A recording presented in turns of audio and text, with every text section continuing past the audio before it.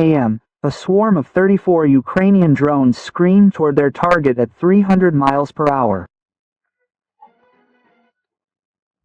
In 45 seconds, they would strike at the heart of Russia's air strategy, the largest Shahed drone factory, a production line that churns out dozens of attack drones a day.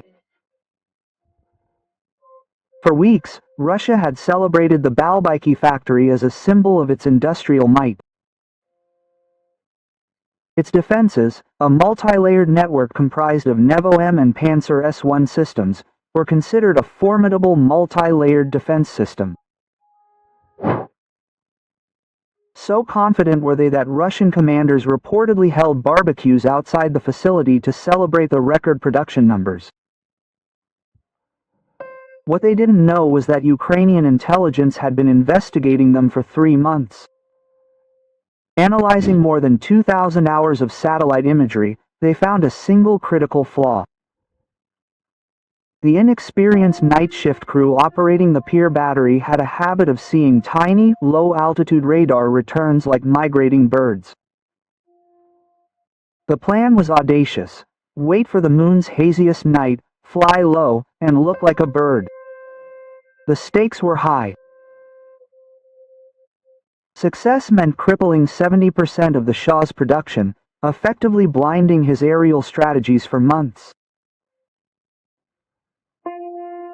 Failure meant the loss of a drone swarm worth millions of dollars and an embarrassing propaganda victory for Moscow.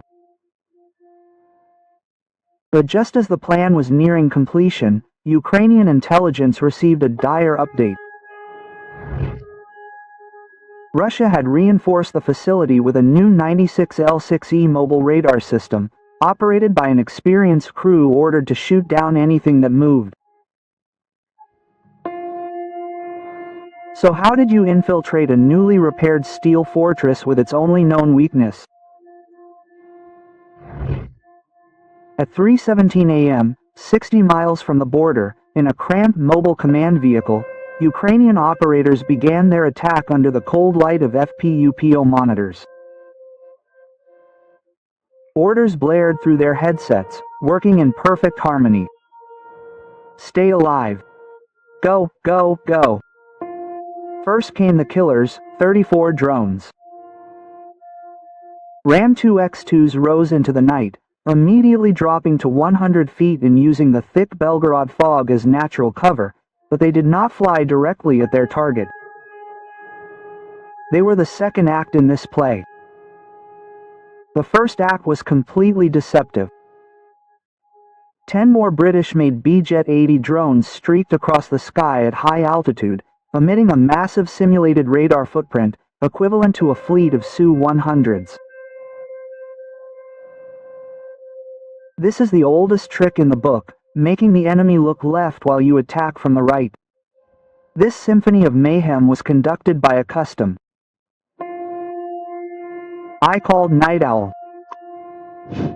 He processed real-time data from the ORQ-20 Puma reconnaissance drone circling invisibly at 15,000 feet.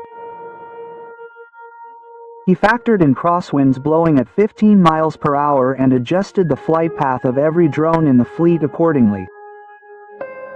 The human factor was very important. The operators were not just passengers, but pilots ready to take manual control at a moment's notice.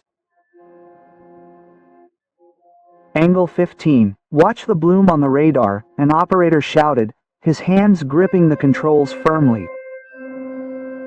Time was now ticking. The veteran Russian crew had exactly 7 minutes to cross the kill zone and reach the factory before they could discern the real threat of the ghost planes. Food was purchased at 3:19 in the morning. Inside the Russian command bunker, the seasoned commander saw exactly what he wanted the Ukrainians to see. 10 U-27s screaming toward his position on the main tactical display. Engage all primary targets, he shouted over the radio. Burn them! The Piran-1 system roared into life. In less than 30 seconds, a barrage of missiles had knocked 6 Banshee targets out of the sky in spectacular fireballs. On the screen, incoming threats were being eliminated with ruthless efficiency. The Russian crew was performing flawlessly. Confident in the superiority of his system, the commander gave rapid orders. Repelling the clumsy Ukrainian airstrike, he thought he was playing Call of Duty on easy, but this was a calculated sacrifice. Inside the Ukrainian command vehicle, the operators watched as the symbols or glowers on their drones went dark one by one. Their job was done. Anna had bought the herd 30 valuable seconds of chaos, but the easy part was over. The Russian commander who smelled blood wasn't celebrating, he was hunting. After the ghost planes were gone, he ordered his operators to scan all frequencies and all altitudes. He knew there was still something out there. The element of surprise was gone. The main flock of Ram-2X drones had less than 5 minutes to reach the factory before being detected by an experienced crew on high alert.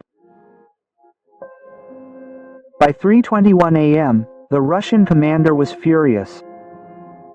He knew he had been tricked, and now the experienced crew was scattering the skies with everything they had at hand. The 28 remaining Ram-2X drones were about to be exposed and destroyed. But the Night Owl AI had already predicted this. It launched a new tactic called Phantomo. It didn't try to hide the drones, it hid them. The flock instantly split into 3 smaller, irregular groups. Flight programs using biological data from the Belgorod forests had begun to mimic the complete flight patterns of large migratory birds. Now, to the young Russian crew operating the Panair's main console, target symbols that posed a severe threat were transformed into smooth, non-threatening biological reflections. Simultaneously, the RQ-20 Puma at 15,000 feet released a special infrared decoy. This was not designed to fool a missile. It was intended to blind the Panzer's ground-based optical cameras. The intense glow of the false decoy was scattered by the thick fog, creating a blinding target on the Russian operator's visual display. The fog, which had been expected to be Russia's friend, had now become a weapon against them. An operator shouted inside the Ukrainian carriage, "Blind men, now come through the gap." They were exploiting a 15-second window of confusion they had discovered during surveillance, namely the moment of short-term inefficiency that occurred during the shift change at 3:10. It worked for a moment. The young crew, flushed and disoriented, reported that the sky was clear, but the experienced commander was not looking at the main display. He was monitoring the raw data stream on the new 96LL6E backup radar. This system was more sensitive, designed to find a needle in a haystack. Or it saw through the deception, saw wolves among the sheep, and was about to unleash hell. At 3:22 a.m., the seasoned commander refused to play their games. He was like a chess master ignoring the sacrifice of a pawn to see directly checkmate 3 moves away. On the backup radar, the 96LL6E drew a box around the blurry bioreflections and manually marked them as enemy. He then fed this raw targeting data directly to the Panzer missile launchers. The response was ruthless and instantaneous. 4 Ca-22 missiles were launched from their tubes, each accelerating to a speed of 4,000 feet per second. The seekers locked onto the 12 designated drones, but as the Ukrainian operators prepared to initiate pre-planned evasive maneuvers, a new and unpredictable enemy attacked from the sky itself. A severe wind shear formation blowing at 40 kilometers per hour disintegrated. On the FPS screens, the horizon suddenly tilted sharply. The AI struggled to compensate, but the energy was too sudden. 3 drones that could not correct themselves in time collided with each other. They did not just fall, they evaporated in 3 medium-height fireballs. As red warning lights blared on the operators' consoles, 3 icons simply disappeared. And worst of all, the 4 incoming missiles were still screaming at them.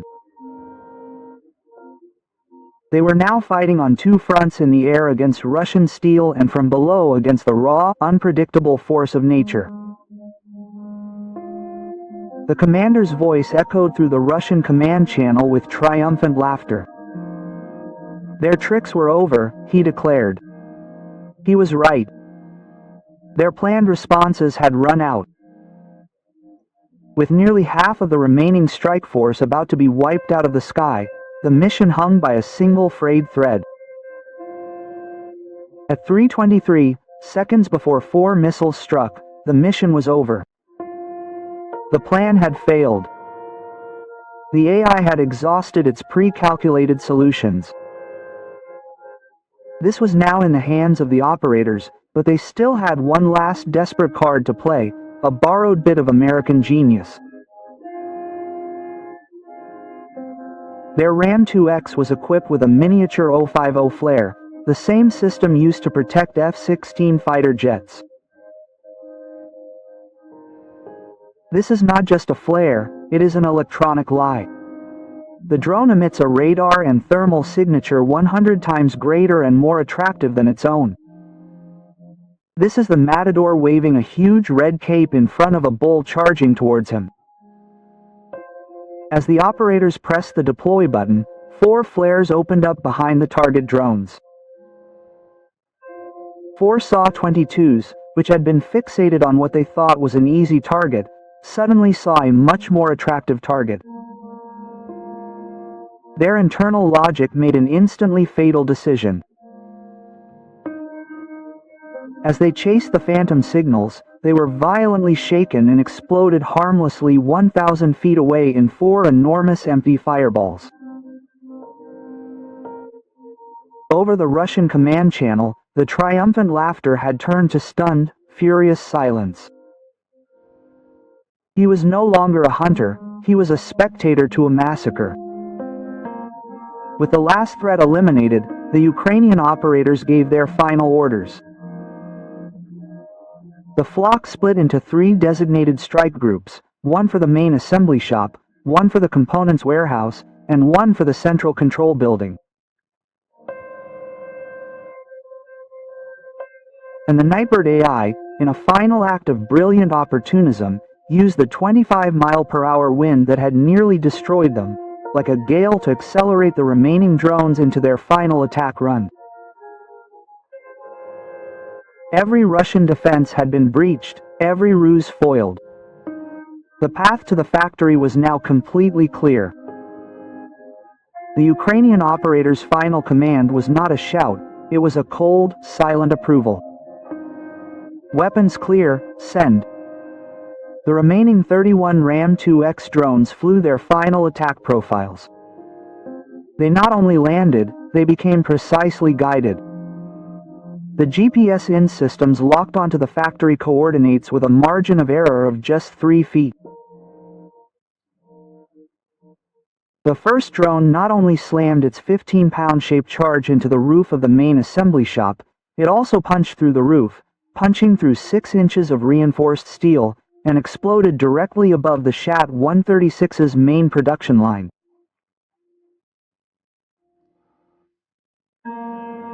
One by one, the rest of the pack continued to pound the components warehouse and central control building in a perfectly synchronized and destructive rhythm. But the real stroke of genius was not in the strike itself, but in the science of the explosions. The fuse on each warhead was set with a 0.8-second delay. This was a major step forward, designed to maximize the pressure wave in a confined space. It was like the difference between a firework exploding in an open space and a firework exploding inside a steel barrel. The result was a catastrophic pressure wave of 30,000 yas that rippled outward, shattering every sensitive electronic component and circuit board within a 50-meter radius. Steel columns designed to support a roof buckled like tin cans in a coordinated internal explosion. The entire ceiling caved in, leaving over 200 near-complete witness drones under tons of twisted metal and concrete. In the control room, the secondary explosion obliterated every server. 3 months' worth of production data, logistics programs, and schematics were erased in less than a second. Russia's favorite drone factory was no longer a factory, but a tomb of scrap metal. Maybe they could sell it to buy a new radar screen for their commanders. Air raid sirens sounded in Valuiki, but it was too late. Damage had been done. On the ground, FSB agents swarmed the scene as they desperately tried to control a disaster they could no longer hide, and chaos erupted. A 1,000-foot-tall plume of black smoke billowed into the dawn sky like a giant tombstone marking the grave of Russia's drone targets. The numbers coming in were grim. 70% of the entire production line had been destroyed. Russia's top 15 drone engineers and 30 workers had been wiped out. A satellite confirmed a pass at 4 a.m., verifying that the destruction was approved. Images showed a 20-foot deep crater where the main assembly shop had been located. The mission was not just successful, it was annihilation. But the real damage was measured not in twisted steel, it was in the strategic shockwave that engulfed the entire Russian war effort.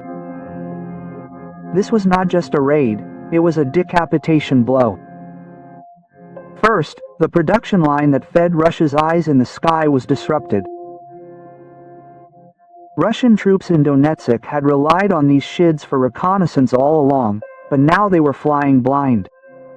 This set a terrible precedent for the Russian command.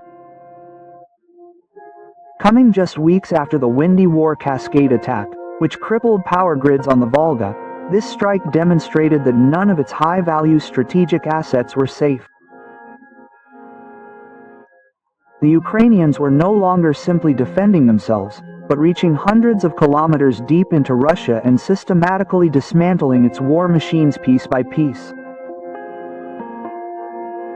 While Moscow, paralyzed by indecision and trying to understand how they had been hit so soundly, Ukraine took advantage of the 72-hour window of confusion to launch 5 new offensives in the Kharkiv sector.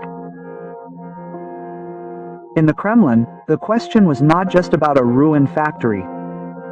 A commander was reported shouting at a secure briefing, "How do they keep getting here?" That night, with a handful of drones and a brilliant plan, Ukraine demonstrated a fundamental truth of modern warfare. Victory belongs not to the largest army, but to the sharpest mind. Oh, the Russians learned a bitter lesson, especially after drinking their coffee, never to invite the Ukrainian drone unit to play chess. This operation was a watershed that redefined the nature of modern warfare. With this strike, Ukraine did not just target a factory, but the heart of Russia's war strategy. Night Owl AI combined human intelligence and algorithmic intuition into a single beat to overcome traditional air defenses. Now, in warfare, it was no longer the range of weapons that was decisive, but the range of intelligence. The Valuiki strike resulted in the collapse of the Shahed of Russia's largest production plant, demonstrating that Ukraine has become a striking force not just defensive, but with strategic depth. This heralded a new era in which the concept of air superiority was being replaced by data superiority. On the Russian side, on the other hand, panic and disbelief reigned. The commanders who believed in the invincibility of the Nevom and Panzer systems paid a heavy price for being overly confident in their own security. The Ukrainian attack turned into a game of wits that left classical military reflexes in despair. It was like facing a brain that was playing 3 moves ahead on a chessboard. Even nature played a role in this war. The moment when the 40 kilometers per second wind changed the course was a reminder of how unstable the balance of war is. However, Ukrainian operators turned this coincidence into an advantage. Human intuition turned out to be even sharper than the cold calculations of the algorithm. In conclusion, the attack on Valuiki was not just a physical destruction, but a psychological revolution. Russia's eyes in the sky were blinded. The nervous system of his war machine was paralyzed, and the world saw once again that wars are no longer won by the largest armies, but by the sharpest minds. This story was not just the destruction of a factory, but a statement of the changing times. Now it is no longer tanks, but algorithms. It is no longer generals, but intelligence networks that fight. And tonight he sent not only his drones into the Ukrainian sky, but also the model of war of the future. If you are as interested in strategic stories, military analysis and behind-the-scenes mind games of modern warfare as we are, don't forget to like the video, share your thoughts in the comments and subscribe to the Military Chronicle channel, because behind these stories there are not just explosions, but decisions that change the course of history.